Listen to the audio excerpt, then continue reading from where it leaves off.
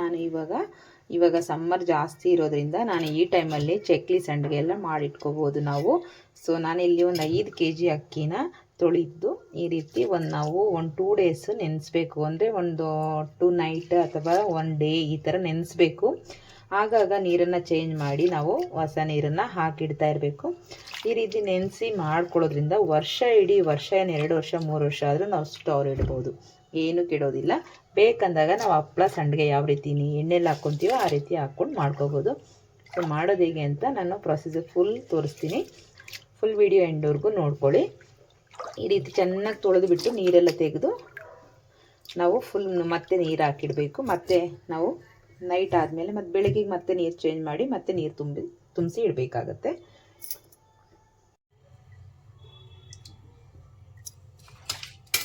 ನೋಡಿ, ಇಷ್ಟು ಕ್ಲೀನಾಗಿ ವಾಶ್ ಮಾಡ್ಕೋಬೇಕು ನಾವು.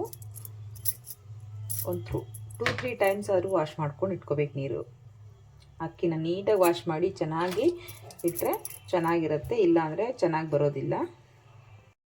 ಈಗ ನೋಡಿ, ನಾನು ಒಣಗಾಕಿದ್ದೀನಿ. ಈ ರೀತಿ ಮನೆಯಲ್ಲೇ ಆಗಲಿ ಫ್ಯಾನ್ ಕೆಳಗಾದರೂ ಒಣಗಾಕ್ಬೋದು, ಸ್ವಲ್ಪ ಬಿಸಿಲಿಗೆ ಹಾಕ್ಕೋಬೋದು. ನಾನಿಲ್ಲಿ ಫ್ಯಾನ್ಗೆ ಹಾಕ್ಕೊಂಡಿದ್ದೀನಿ ಮನೆಯಲ್ಲೇ. ಸೊ ಆಮೇಲೆ ಸ್ವಲ್ಪ ಹೊತ್ತು ಬಿಸಿಲಲ್ಲಿ ಹಾಕ್ಕೊಂಡು ಒಣಗಿಸ್ಕೊಂಡು ಈ ರೀತಿ ಜೀರಿಗೆ ಮೆಣಸನ್ನು ಹಾಕಿ ಮಿಷನ್ಗೆ ಹಾಕ್ಸ್ಕೊಂಡು ಬರಬೇಕು ಹಿಟ್ಟಾಗಿ. ಈಗ ಹಿಟ್ಟು ಹಾಕ್ಸ್ಕೊಂಡು ಬಂದಾಗಿದೆ ನೋಡಿ. ಈ ಥರ ಸ್ವಲ್ಪ ತರಿಯಾಗಿರಬೇಕು. ಇದನ್ನು ಇವಾಗ ಒಂದ್ಸರಿ ಜಲ್ದಿ ಮಾಡ್ಕೋಬೇಕು. ಏನಾದರೂ ಕಸ ಕಟ್ಟಿದ್ರೆ ಎಲ್ಲ ಹೋಗ್ಬಿಡುತ್ತೆ.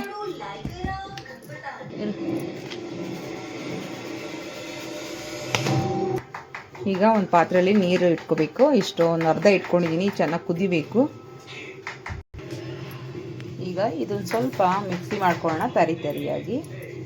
ಈಗ ಮಿಕ್ಸಿ ಮಾಡಿರೋದನ್ನು ಸೇರಿಸ್ಕೊಂಡ್ಬಿಡೋಣ.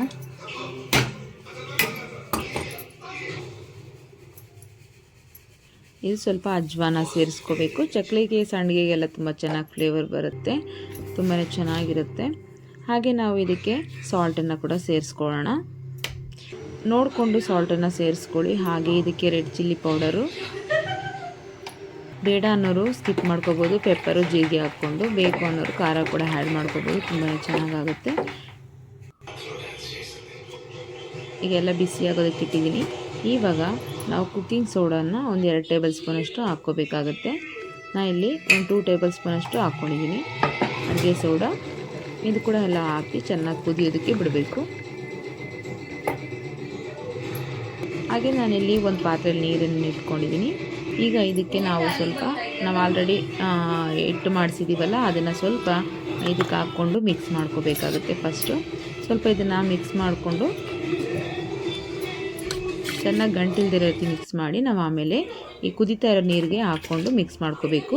ಕೈ ಬಿಡದೆ ಸ್ವಲ್ಪ ಹೊತ್ತು ತಿರುಗಿಸ್ತಾನೇ ಇರಬೇಕು, ಯಾಕೆಂದರೆ ಎಲ್ಲ ತಳ ಹಿಡಿದು ಬಿಡುತ್ತೆ. ಹಾಗಾಗಿ ತಿರುಗಿಸ್ಕೊಂಡು ನಾವು ಅದನ್ನೆಲ್ಲ ಹಾಕ್ಕೊಂಡು ಚೆನ್ನಾಗಿ ಸ್ವಲ್ಪ ಕುದಿಯೋದಕ್ಕೆ ಬಿಡಬೇಕು. ಸ್ವಲ್ಪ ತಿಕ್ನೆಸ್ ಬರ್ತಾ ಇದೆ ಅನ್ನುವಾಗ ನಾವು ಇದಕ್ಕೆ ನೋಡಿ ಚೆನ್ನಾಗಿ ಕುದೀತಾ ಇದೆ. ಇವಾಗ ನೋಡಿ ಕುದೀತಾ ಇದೆ. ಈ ಟೈಮಲ್ಲಿ ನಾವು ಆ ಹಿಟ್ಟನ್ನು ಹೀಗೆ ಡೈರೆಕ್ಟಾಗಿ ಸ್ವಲ್ಪ ಎಷ್ಟು ಬೇಕೋ ಅಷ್ಟು ನೋಡಿಕೊಂಡು ಸೇರಿಸ್ಕೋಬೇಕಾಗತ್ತೆ.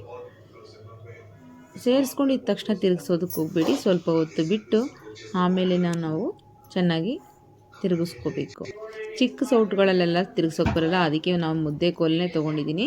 ಮುದ್ದೆ ಮಾಡೋವಂಥ ಕೋಲು ಅಥವಾ ದಪ್ಪದಾಗಿರೋ ಸೌಟು ಈ ಥರ ತಿಕ್ನೆಸ್ ಆಗಿರಬೇಕು, ಇಲ್ಲಾಂದರೆ ಅದು ಅಷ್ಟು ಬೇಗ ಸುಲಭವಾಗಿ ತಿರುಗ್ಸೋಕ್ಕಾಗಲ್ಲ.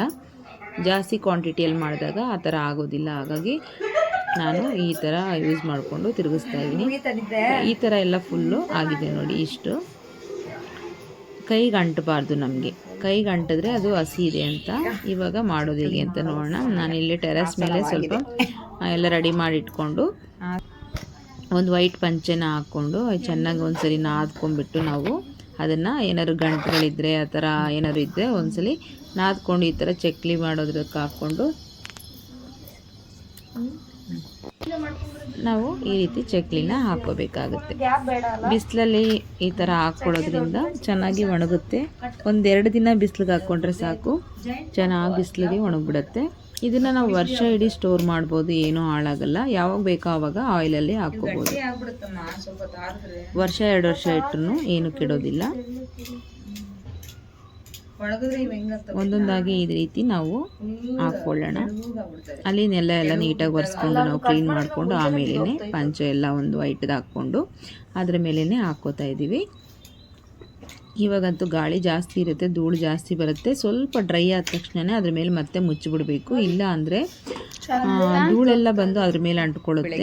ಅದ್ರ ಮೇಲೆ ಮತ್ತೆ ಇನ್ನೊಂದು ಬಟ್ಟೆ ಹಾಕಿ ಮುಚ್ಚಬೇಕಾಗುತ್ತೆ. ಹಾಗಾಗಿ ಹಾಲ್ ಪ್ಯಾಕೆಟ್ ಕವರ್ ಕೂಡ ಒಂದು ಸೈಡ್ ನಾವು ಓಪನ್ ಮಾಡಿ ಕೋಡ್ಬಳೆ ಮಾಡ್ತಾ ಇದ್ದೀವಿ. ಅದು ಯಾವ ಥರ ಕಾಣಿಸ್ತಾ ಇದೆ. ಆಮೇಲೆ ದೊಡ್ಡ ಕವರ್ ಇಟ್ಕೊಂಡು ಕೂಡ ನಾವು ಕವರ್ನ ಫುಲ್ ಮಾಡಿಕೊಂಡು ಪ್ರೆಸ್ ಮಾಡಿ ಕೋನ್ ಥರ ಬಿಡ್ತಾ ಇದ್ದೀವಿ. ಸೊ ಒಂದೇ ಇದ್ದರೆ ಮಾಡೋದು ಕಷ್ಟ ಅಲ್ಲ. ಸೊ 2-3 ಇದ್ದರೆ ಈ ಥರ ಬೇಗ ಆಗುತ್ತೆ ಅಂತ ಹಿಂಗೆಲ್ಲ ಟ್ರಯಲ್ ಮಾಡ್ತಿದ್ವಿ. ನೀವು ಕೂಡ ಹಂಗೆ ಮಾಡ್ಕೊಳ್ಳಿ, ಬೇಗ ಆಗೋಗುತ್ತೆ ಫಾಸ್ಟಾಗಿ. ನೋಡಿ ಫೈನಲಿ ಇಷ್ಟ ಆಯಿತು. ನಾನು ಮಾಡಿರುವಂತಹ ಒಂದು ಅರ್ಧ ಹಿಟ್ಟಲ್ಲಿ ಇಷ್ಟ ಆಗಿದೆ. ಸೊ ಮಿಕ್ಕಿದ ಹಿಟ್ಟಲ್ಲಿ ನಾನು ಸಂಡಿಗೆ ಮಾಡೋಣ ಅಂತ ಹಾಗೆ ಬಿಟ್ಬಿಟ್ಟೆ. ಫೈನಲಿ ನೋಡಿ ಒಣಗಿಬಿಟ್ಟು ಇಷ್ಟು ಚಕ್ಲಿ ಆಗಿದೆ. ಸೊ ಚೆನ್ನಾಗಿ ಒಣಗಿದೆ, ಕಟ ಅಂತ ಸೌಂಡ್ ಬರುತ್ತೆ. ನೋಡಿ ಯಾವ ಥರ ಸೌಂಡ್ ಬರುತ್ತೆ ಅಂತ. ಸೊ ತುಂಬಾ ಚೆನ್ನಾಗಿ ಒಣಗಬೇಕು. ಒಣಗಿದ್ರೆ ನಾವು 1 ವರ್ಷ 2 ವರ್ಷ ಆದರೂ ಸ್ಟೋರ್ ಮಾಡ್ಬೋದು, ಅಷ್ಟು ಚೆನ್ನಾಗಿರುತ್ತೆ. ಬಿಸಿಲು ಟೈಮಲ್ಲಿ ಈ ಥರ ಮಾಡಿಕೊಂಡ್ರೆ ಸಮ್ಮರಲ್ಲಿ ನಮಗೆ 1 ವರ್ಷ 2 ವರ್ಷ ಆದರೂ ಇಟ್ಕೋಬೋದು. ಬಟ್ ತುಂಬ ಕಮ್ಮಿ ಕ್ವಾಂಟಿಟಿಯಲ್ಲೇ ಮಾಡ್ಕೊಂಡಿದ್ದೀನಿ. ಮನೆಗೆ ಎಷ್ಟು ಬೇಕೋ ಅಷ್ಟು ಮಾತ್ರ ಮಾಡ್ಕೊಂಡಿದ್ದೀನಿ. ಚಕ್ಲಿ ಹಾಗೆ ಸಂಡಿಗೆ ಮಾಡಿರೋದು ನೋಡಿ. ಇದು ಸಂಡಿಗೆ ಮಾಡಿರೋದು ಈ ಥರ ಕಲರ್ ಈ ಥರ ಬರುತ್ತೆ. ಸ್ವಲ್ಪ ಖಾರದ ಪುಡಿ ಎಲ್ಲ ಹಾಕಿರ್ತೀವಲ್ಲ, ಹಾಗಾಗಿ ನಾವು ಎಣ್ಣೆಲಿ ಹಾಕಿದಾಗ ತುಂಬ ಚೆನ್ನಾಗಿ ಬರುತ್ತೆ. ಸೊ ಇದಾದಮೇಲೆ ನಾವು ಎಣ್ಣೆಲಿ ಹಾಕಿ ನೋಡೋಣ. ನಾನು ಸ್ವಲ್ಪ ಆಯಿಲ್ ಇಟ್ಕೊಂಡಿದ್ದೀನಿ, ಚಕ್ಲಿ ಹಾಕ್ಕೊಳ್ಳೋಣ. ಸ್ವಲ್ಪ ಬಿಸಿ ಆಗಲಿ. ಎಣ್ಣೆ ಬಿಸಿಯಾಗಿದೆ, ಒಂದೊಂದೇ ಹಾಕ್ಕೊಳ್ಳೋಣ. ನಾನು ಮೇನ್ ಚೆನ್ನಾಗಿರೋದೆಲ್ಲ ತೆಗೆದಿಟ್ಟಿದ್ದೀನಿ. ಸ್ವಲ್ಪ ಲಾಸ್ಟಲ್ಲಿ ಮಿಕ್ಕಿರೋದು ಮಾತ್ರ ಈ ಥರ ಹಾಕ್ಕೋತಾ ಇದ್ದೀನಿ.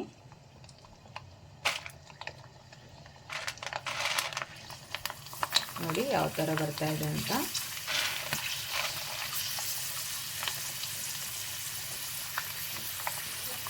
ತುಂಬಾ ಚೆನ್ನಾಗಿರುತ್ತೆ, ಟೇಸ್ಟ್ ಕೂಡ ಅಷ್ಟೇ.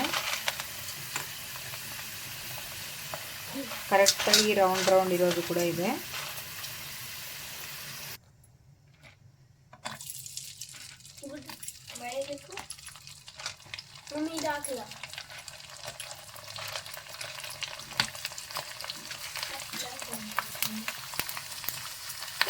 ನೋಡಿ ಯಾವ ಥರ ಉಬ್ಕೊಳ್ಳುತ್ತೆ, ಎಷ್ಟು ಚೆನ್ನಾಗಿ ಬರುತ್ತೆ ಅಂತ. ಚೆನ್ನಾಗಿ ಬಿಸಿ ಆಗಿದ್ರೆ ಎಣ್ಣೆ ನೀಟಾಗಿ ಬರುತ್ತೆ. ಎಣ್ಣೆ ಬಿಸಿ ಆಗಿಲ್ಲ ಅಂದರೆ ಅಷ್ಟು ಚೆನ್ನಾಗಿ ಬರೋದಿಲ್ಲ.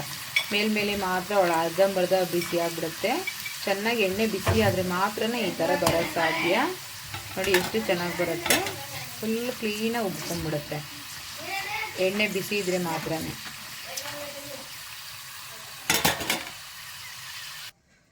ನೋಡಿ ಈಗ ಎಲ್ಲ ಮಾಡಿದ್ದೀನಿ, ಈ ರೀತಿ ಎಲ್ಲ ಎಣ್ಣೆಲಿ ಕರೆದಿದ್ದೀನಿ. ಯಾವ ರೀತಿ ಆಗಿದೆ ಅಂತ ತುಂಬಾ ಚೆನ್ನಾಗಿರುತ್ತೆ. ಹಾಗೆ ನಮಗೆ ನೋಡಿ ಎಷ್ಟು ಚೆನ್ನಾಗಿ ಗರಿ ಆಗಿರುತ್ತೆ ಅಂತ.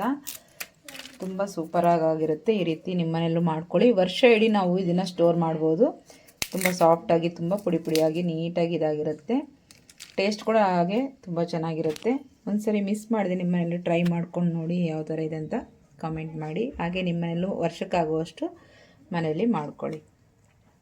ಈ ವಿಡಿಯೋ ನಿಮಗೆಲ್ಲರಿಗೂ ಇಷ್ಟ ಆಗಿದೆ ಅಂದ್ಕೊತೀನಿ. Thank you for watching. ಮತ್ತೆ ಸಿಗೋಣ ನೆಕ್ಸ್ಟ್ ವಿಡಿಯೋ. ಅಲ್ಲಿವರೆಗೂ ಟೇಕ್ ಕೇರ್. ಬಾಯ್.